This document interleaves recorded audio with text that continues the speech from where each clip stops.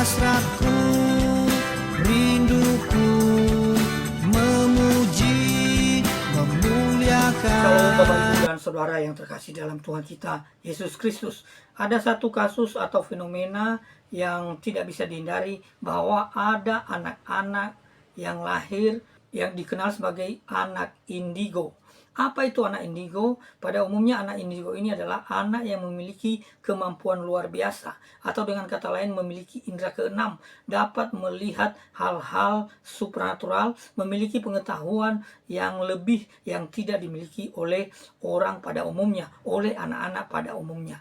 Yang menjadi masalah, kadang-kadang anak ini dianggap anak terkutuk, anak yang telah diintimidasi, telah dipakai oleh iblis. Tapi sebentar dulu, apakah segampang itu kita menghakimi seorang anak yang lahir sebagai indigo, seorang anak yang disebut sebagai anak indigo? Bagaimana kalau itu anak-anak dari keluarga kita, anak kita sendiri, atau kita sendiri?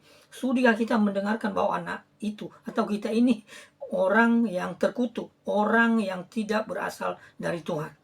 Jadi secara umum ada dua pandangan tentang keberadaan anak indigo.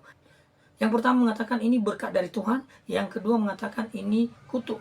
Ada yang mengatakan bahwa ini adalah karunia dari Roh Kudus. Ini ada juga yang mengatakan oh tidak, ini pekerjaan iblis. Ada yang mengatakan ini cara Tuhan untuk menyatakan kemuliaannya, tetapi yang lain mengatakan tidak, ini cara iblis untuk menyatakan dirinya.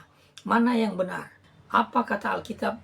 Bagaimana kita memandangnya dari perspektif iman Kristen, dari ajaran-ajaran kitab suci? Dari beberapa pandangan yang mengatakan ini dari Tuhan, ini dari setan, tetapi bagi saya ada istilah lain, ada konsep lain yang sama sekali berbeda, yang cukup berbeda dengan teori-teori itu. Bagi saya ini bukan karena Tuhan, ini bukan dari Tuhan, ini juga bukan karena iblis, ini bukan dari iblis, walaupun nanti kemudian melalui keadaan ini iblis mendapatkan celah untuk masuk dan memakai anak-anak indigo ini untuk kepentingan iblis itu sendiri, untuk melakukan kejahatan, untuk menjauhkan diri dari kebenaran Tuhan dan dari Tuhan sendiri.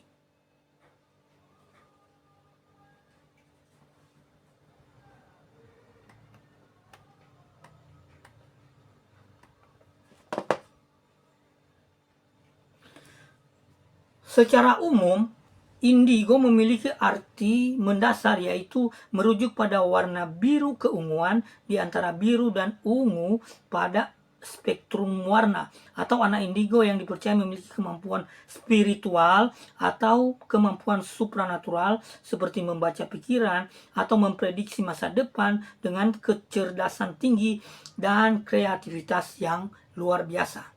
Menurut pengertian medis, keilmuan medis, ini anak indigo sebenarnya mengalami kelainan Attention Deficit Hyperactive Disorder atau ADHD, yaitu Attention Deficit Hyperactive Disorder. Meskipun dalam pandangan mistis, namun dalam pandangan mistis mereka dianggap memiliki kemampuan metarasional di atas rata-rata. Nah, itu tadi yang saya katakan, mereka mampu melihat hal-hal yang bersifat roh, ya, yang tidak bisa dilihat, yang tidak bisa diketahui oleh orang-orang pada umumnya. Anak-anak ini atau orang-orang ini, mereka memiliki kemampuan itu, maka itu disebut sebagai indera keenam. Lalu pembahasannya, pertama-tama kita bertanya, apakah Alkitab membicarakan tentang anak-anak seperti ini? Apakah Alkitab membicarakan tentang indigo? Nah, secara umum mengakui bahwa tidak ada istilah ini dan tidak membicarakannya secara spesifik di dalam Alkitab, baik di dalam Perjanjian Lama maupun di dalam Perjanjian Baru. Namun demikian ada dua pandangan yang cukup tajam. Yang pertama menganggap bahwa ini sesuatu hal yang baik dari Tuhan. Yang kedua mengatakan bahwa ini dari setan, ini adalah kutuk. Nah, yang mengatakan ini dari Tuhan, ini karunia Roh Kudus, menganggap bahwa kemampuan-kemampuan ini berasal dari karunia Roh Kudus. Ya, berasal dari pemberian Roh Kudus kepada seseorang secara khusus, sehingga yang mampu mengetahui, mampu meramalkan, mampu melihat hal-hal yang tidak bisa diketahui, yang tidak bisa dilihat oleh orang-orang pada umumnya. Ini karunia khusus dari Roh Kudus. Tetapi ini bisa dibantah. Mengapa? Karena anak indigo ini bukan hanya berlaku bagi orang Kristen, bagi orang percaya, tetapi juga bagi orang-orang yang tidak percaya, manusia pada umumnya. Kemudian yang kedua, kalau yang namanya karunia Roh Kudus itu diberikan setelah orang menjadi percaya, setelah seseorang menjadi orang-orang Kristen yang sungguh-sungguh. Jadi jelas kita bisa bantah bahwa ini bukan dari Roh Kudus. Kalaupun ini diberikan Tuhan sebagai bakat, saya yakin dan percaya bahwa kemampuan ini bukan dari Roh Kudus. Sebab apa? Nanti kalau lihat, ini tidak dipakai untuk kemuliaan Tuhan, tidak dipakai untuk kepentingan bagi kerajaan Allah, tetapi lebih banyak dipakai untuk kepentingan-kepentingan yang malah mengganggu kehidupan anak itu sendiri dan orang lain yang mengurusnya. Kemudian ada lagi satu artikel yang saya pernah lihat dan punya konsep mengatakan bahwa berdasarkan spektrum warna atau aura yang diterjemahkan dari pengertian indigo, bahwa anak indigo ini memiliki aura warna indigo, diterjemahkan sebagai warna nila.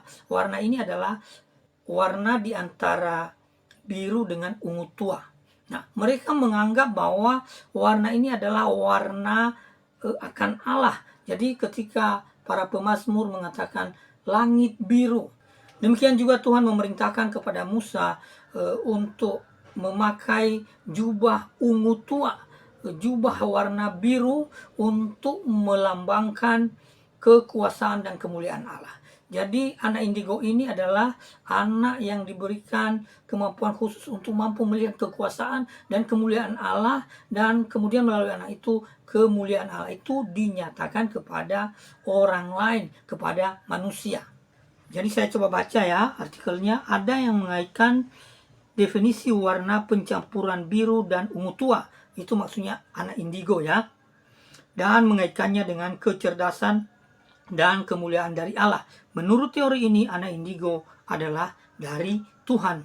Keterkaitan warna biru dengan langit dan surga dapat mengajarkan kita tentang perspektif kedalaman warna nila. Ya.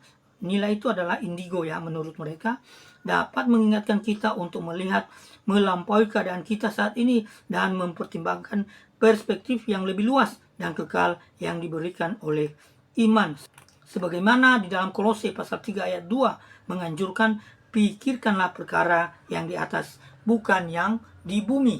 Nah, ini dasar-dasar Alkitabnya. Secara historis, pewarna indigo sangat berharga dan sering digunakan untuk keperluan kerajaan atau sakral. Hal ini dapat mengajarkan kita betapa berharganya hubungan kita dengan Tuhan. Sebagaimana kain indigo, ya, kain warna nila tadi sangat berharga. Kita hendaknya menghargai iman kita dan memelihara kehidupan rohani kita dengan penuh perhatian dan pengabdian. Tetapi saya belum tentu sependapat dengan pandangan ini. Nanti kita lihat bagaimana pandangan-pandangan yang lain. Lalu kemudian pada sisi lain ada yang mengatakan bahwa tidak, ini bukan dari Tuhan. Ini murni berasal dari iblis, pekerjaan-pekerjaan iblis. Anak ini dirasuk, diintimidasi, dimasuki oleh iblis dengan memberikan pikiran-pikiran yang memampukan dia melihat hal-hal supranatural. Nah, ini dari setan ya. Sebab nanti juga pada akhirnya anak-anak ini membuat dirinya merasa lebih tahu, memberikan nasihat kepada orang lain, kalau pada akhirnya mereka bisa mempertahankannya sampai mereka dewasa. Jadi ini dari iblis menurut pandangan orang-orang Kristen pada umumnya.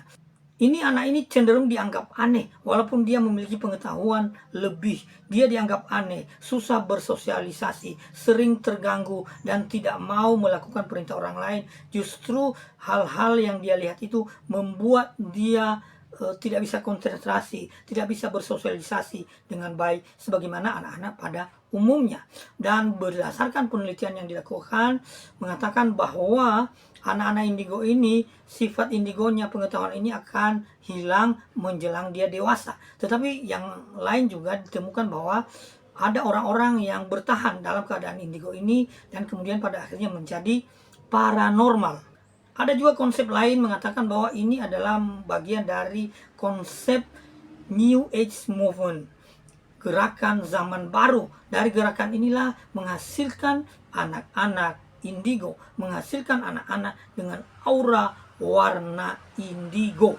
Apa itu warna indigo? Warna yang lain dari yang lain. Jadi punya perasaan karakter yang sedikit berbeda dengan orang lain, dan dengan demikian dia memiliki kemampuan yang lain. Lalu apakah sungguh-sungguh Alkitab membicarakan tentang anak indigo? Sebagaimana di awal sudah dibicarakan bahwa tidak kita temukan tentang anak-anak indigo dibicarakan dalam kitab suci. Namun saya menduga, sekali lagi saya menduga bahwa anak-anak indigo ini nanti kalau bisa bertahan sampai besar, memang mereka-mereka ini yang lebih cenderung menjadi petenung, ahli sihir, kan mampu melihat roh-roh, apalagi peramal. Dan orang-orang ini orang-orang yang melakukan hal yang bertentangan dengan kehendak Tuhan. Dan justru orang-orang yang seperti ini nantinya sangat dibenci oleh Tuhan. Bahkan dalam perjanjian lama orang-orang ini harus dimusnahkan. Ada juga di dalam perjanjian baru ya, orang sampai dewasa menjadi ahli sihir, ahli yang mampu melihat roh-roh jahat, roh-roh yang tidak bisa dilihat oleh manusia, orang-orang pada umumnya. Mungkin ini dugaan saya bahwa mereka-mereka penyihir ini berasal dari anak-anak indigo. Tetapi keberadaan mereka ini, kelahiran mereka ini, apakah dikehendaki Tuhan, diizinkan Tuhan, atau memang murni dari iblis? Nah, tadi sudah disinggung di awal. Ada yang mengatakan ini dari Tuhan dengan maksud menyatakan kemuliaannya. Ada juga yang mengatakan ini intimidasi, kerasukan dari iblis untuk menyatakan dirinya, untuk mengecoh dan menipu manusia. Tetapi saya punya pandangan atau teori lain. Begini kira-kira pandangan saya. Ini bukan dari Tuhan, ini bukan maksud Tuhan, ini juga bukan dari iblis, walaupun pada akhirnya nanti iblis bisa memakai anak-anak indigo ini untuk kepentingannya. Demikian sebaliknya, kalau kita bisa melayani anak-anak indigo ini bisa dimaksimalkan untuk kepentingan kerajaan Allah. Jadi dalam pandangan dan teori saya bahwa anak indigo ini lahir karena ketidaksempurnaan. Apa maksudnya ketidaksempurnaan? Ini bukan karena Allah secara langsung, bukan juga karena iblis. Maksudnya adalah bahwa pada mulanya manusia diciptakan begitu sungguh amat baik. Bahkan bisa dikatakan sempurna walaupun tidak sesempurna seperti Allah. Kemudian manusia jatuh ke dalam dosa. Nah, sejak manusia jatuh ke dalam dosa, manusia menjadi terkutuk. Bumi menjadi terkutuk. Nah, disinilah teorinya nanti. Dengan manusia menjadi terkutuk dan bumi menjadi terkutuk, maka setiap manusia yang lahir itu pasti memiliki cacat, pasti memiliki kekurangan, pastilah tidak sempurna, pastilah memiliki kekurangan, memiliki cacat pada fisiknya. Ada orang-orang lahir buta, itu karena ketidaksempurnaan sejak manusia jatuh ke dalam dosa. Ada orang-orang dengan fisik yang pincang, dengan fisik warna kulit yang aneh. Lalu kemudian juga ada orang-orang dengan panca indera yang beda dengan yang lain. Dia mungkin memiliki kelebihan dan dimana hal melihat hal-hal roh itu tidak cacat, begitu sempurna. Tetapi pada bagian lain cacat. Itulah sebabnya ada hal-hal kelebihannya, ada hal-hal kekurangannya. Yang tidak seperti orang pada umumnya, yang tidak seperti orang normal. Jadi mungkin dalam hal penglihatan, dalam hal indera, dia memiliki kelebihan di situ sehingga mampu melihat, yaitu mampu memprediksi sesuatu, memandang sesuatu, melihat hal-hal yang metafisik. Tetapi di bagian lain juga mungkin secara mental ada gangguan, secara kejiwaan ada terganggu sedikit. Itu kekurangannya. Jadi ada ketidaksempurnaan di mana ada kelebihan dan ada kekurangan. Inilah asalnya anak-anak indigo ini menurut pandangan dan teori saya berdasarkan kebenaran firman Tuhan. Jadi sesungguhnya kita ini terdiri dari tubuh dan roh. Ya, ada yang mengatakan tubuh, jiwa, dan roh. Nanti kita bicarakan. Tetapi ada hal-hal yang material dan ada hal-hal yang imaterial. Hal-hal yang imaterial ini terikat oleh hal-hal yang material, maka disebut inkarne. Jadi roh kita ini terbatas di dalam tubuh, sehingga terbatas juga kita melihat hal-hal yang rohania karena terbatas oleh fisik kita. Tetapi untuk anak-anak indigo ada hal-hal yang bisa ditembus sehingga dia mampu melihat hal-hal yang rohania itu. Sehingga dia mampu melihat. Kenapa? Karena ada kelebihan mampu menembus batas-batas keterikatan di dalam tubuh ragawi ini sehingga dia mampu melihat. Sementara orang pada umumnya sangat-sangat terbatas, tidak mampu menembus, tidak mampu melihat hal-hal yang rohania, hal-hal alam roh dan sebagainya. Nah, ini teorinya. Jadi anak-anak ini sebenarnya anak yang lahir tidak sempurna, ada kelebihannya, ada kekurangannya. Saya ulangi, kelebihannya adalah bahwa dia mampu menembus keterbatasan fisiknya untuk melihat, untuk memandang pada hal-hal yang rohania. Sementara orang lain pada umumnya tidak mampu menembus karena keterbatasan di dalam fisik dan ragawinya. Mungkin kita bisa pahami sampai di situ. Jadi ini masalah keterbatasan dan ketidaksempurnaan. Bapak Ibu yang terkasih, yang menyedihkan, ada hal-hal yang muncul, yang timbul menjadi fenomena yang sering terjadi berhubungan dengan keberadaan anak indigo ini. Ya, yang pertama, ya itu tadi dianggap kutuk, dianggap anak yang dipakai, dirasuki oleh iblis. Ini sebenarnya tidak boleh terjadi di antara orang-orang Kristen. Yang kemudian cenderung dijauhi karena dianggap aneh. Ada orang tua merasa malu memiliki anak indigo. Walaupun ada orang tua lain juga merasa bangga karena anak ini pintar ya. IQ-nya di atas 120. Nah, pintar juga. Tetapi ada kelemahan yang ia miliki. Masalah emosi, ketergangguan, ketidaktenangan, sosial tidak baik, dan sebagainya. Dianggap aneh. Kemudian masalah-masalah yang timbul, gereja tidak serius menangani. Bahkan gereja cenderung mengabaikan pelayanan terhadap anak-anak indigo ini. Bagaimana kita seharusnya memandang anak indigo? Sesungguhnya seluruh umat manusia, semua anak-anak adalah karunia dari Tuhan. Semua anak-anak dikasihi oleh Tuhan. Oleh sebab itu kita pun wajib bertanggung jawab mengasihi, melayani anak-anak indigo sama seperti anak-anak pada umumnya. Apa yang bisa kita lakukan ya? Kita memperlakukan mereka sebagai anugerah Allah, mengasihi mereka, melayani mereka, mencukupkan segala kebutuhan-kebutuhan mereka secara umum. Nanti ada lagi kebutuhan yang lebih khusus karena mereka adalah anak-anak yang memiliki kelainan, kebutuhan khusus juga. Kita mesti menciptakan lingkungan yang aman, yang sehat buat mereka, yang menerima mereka dan memperlakukan mereka sebagaimana anak-anak pada umumnya. Kemudian secara lebih lanjut, bahwa anak-anak indigo ini cenderung dipakai oleh pekerjaan kegelapan, dipakai oleh setan, dipakai oleh iblis. Maka kita perlu melayani mereka secara khusus, perlu diadakan pelayanan pelepasan.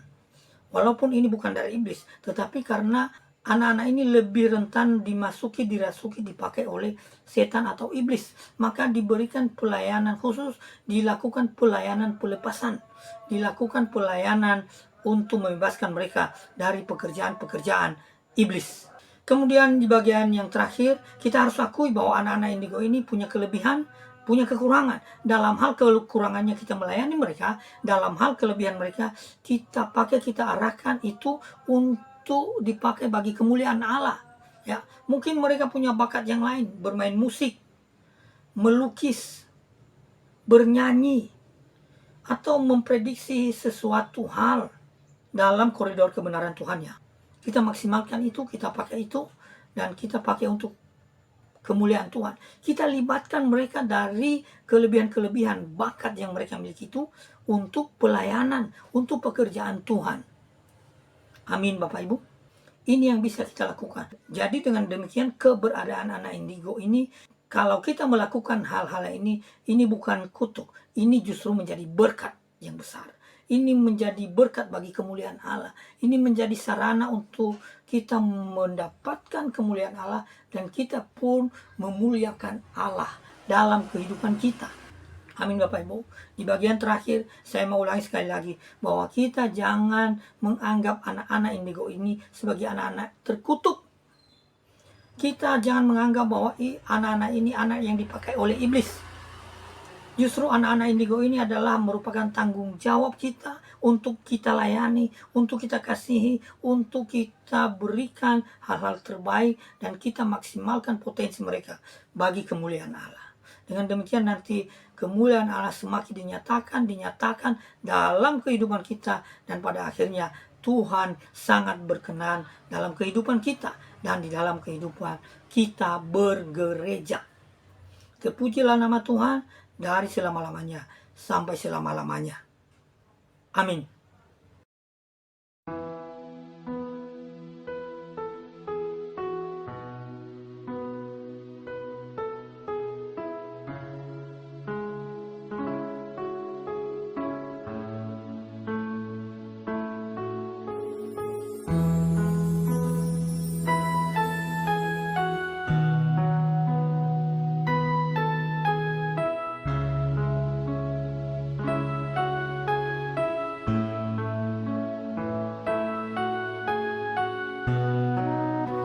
Betapa mulia dan mengagumkan karyamu Yesus di hidupku, rela disalibkan sampai mati untuk pendosa sepertiku.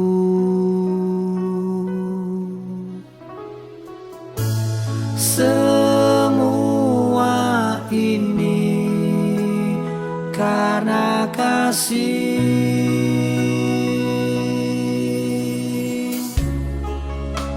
tiada yang dapat menandingi kebaikanmu yang kau tunjukkan dalam hidupku. Ucapan syukurku takkan cukup untuk membalas pengorbananmu pada diriku. Tubuh yang tersayat, darah yang mengalir karena menanggung dosaku.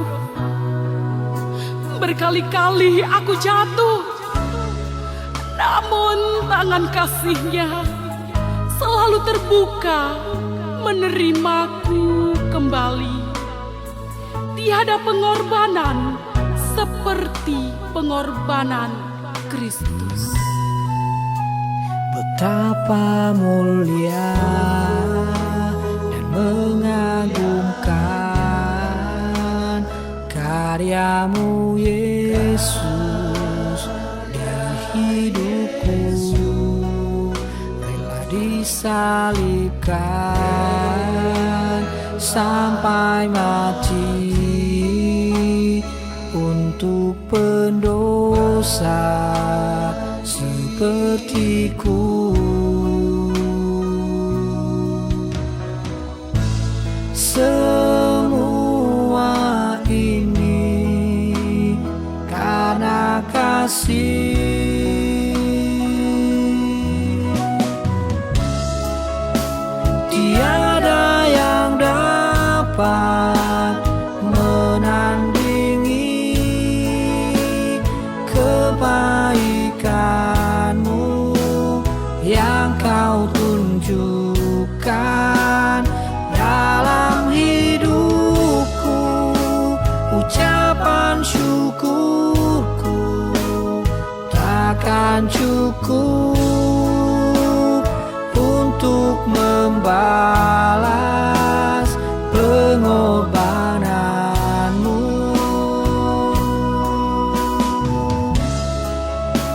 Tiada yang dapat menandingi